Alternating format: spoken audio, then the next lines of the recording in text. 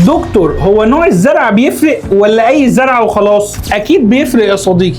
تعال اقول لك ليه. اول حاجه بتفرق في نوع الزرعه ان الزرعه نفسها لازم يبقى عندها مقدره انها تمسك في العظم كويس، فتستحمل معانا المضغ والضغوط عليها بعد كده لاطول عمر افتراضي. تاني نقطة ان الوكيل اللي حضرتك بتشتري منه الزرعة لازم يكون متوفر عنده الاكسسوارز او قطع الغيار بالبلدي، علشان لو لا قدر الله حصل مشكلة نلاقي لها حل على طول. تالت نقطة، هل الدكتور اللي بيتعامل مع الوكيل او البراند واثق في الشركة دي وتراست في الشركة دي ان هي موجودة بقالها سنين في الماركت، وان ان شاء الله لو حصل اي مشكلة هنلاقي لها حل على طول، ولا ايه؟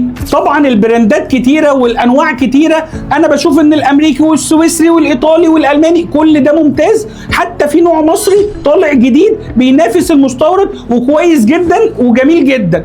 الفكرة في الاخر ان حضرتك لازم تروح لدكتور مجرب الزرعة دي وعامل عدد حالات كتير من الزراعة، علشان هو ده اللي عارف انه يتعامل ازاي مع البراند او الوكيل نفسه. يعني الملخص ان نوع الزرعة بيفرق، بس برضو الدكتور اللي هيحط الزرعة لحضرتك مهم جدا. الموضوع مش نوع بس وخلاص. طبعا احنا في عيادة الشامي للاسنان بنستخدم الانواع المضمونة والموثوقة بس، علشان في الاخر نقدر نقدم نسب نجاح للعملاء بتوعنا. لو عندك اي استفسار عن زراعة الاسنان سيب كلمة زراعة في كومنت وهنرد على حضرتك بكل التفاصيل.